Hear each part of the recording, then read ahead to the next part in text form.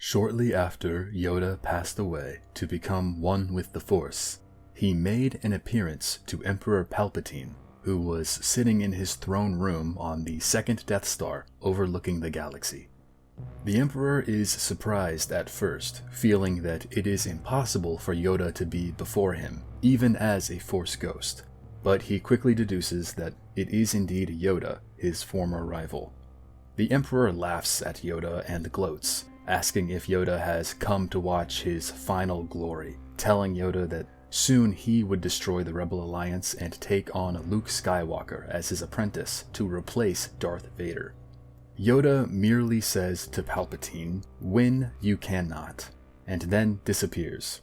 But Palpatine is quite sure of himself. He laughs and claims that he already has won.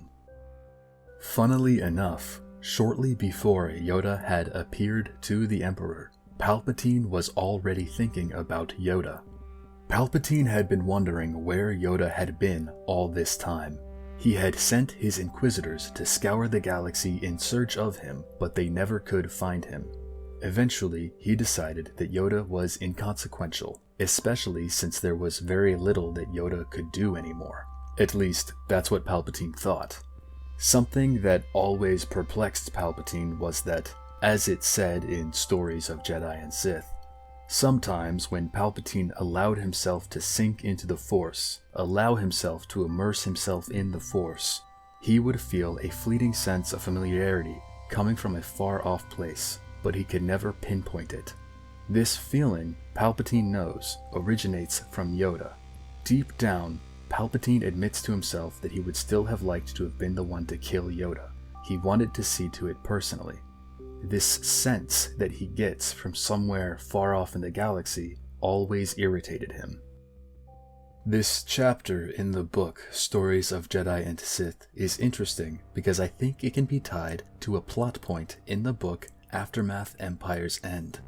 In that book, Palpatine tells his protege, Gallius Rax, that he has felt something in the Force, something that showed him his defeat, which he referred to as a Shatterpoint. This Shatterpoint, as Palpatine described it, would endanger fate as he had foreseen it.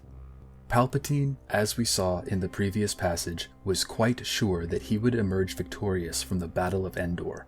He believed he would be able to turn Luke Skywalker to the dark side, and if not, then use him as an example of his power. Now, something has shown him his defeat. Something has made the Emperor worried.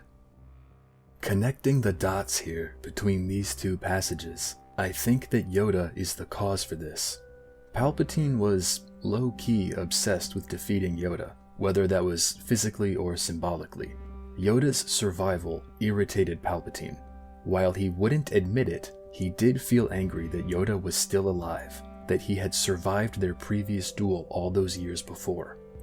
I feel like this situation mirrors Vader's obsession with Obi-Wan, like we saw in the Obi-Wan TV show.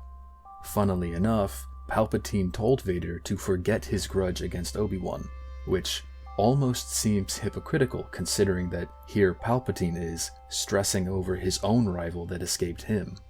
Regardless, I think that Yoda's message to Palpatine was enough to change Palpatine's mind. Despite how sure of his victory he was, Palpatine suddenly became concerned for his plans after Yoda appeared before him. Now, we know that Palpatine had the contingency in place, which was his secret contingency that would be enacted in the case of his death. He was always a schemer, so Palpatine had accounted for the possibility of his failure. But it seems like he never thought the Battle of Endor could lead to his downfall until this moment, when Yoda appeared before him. That's just my theory, though. There's nothing definitive that connects these two passages from these two books. It's really just a headcanon that I thought kinda made sense, at least until something proved it otherwise. But let me know what you think.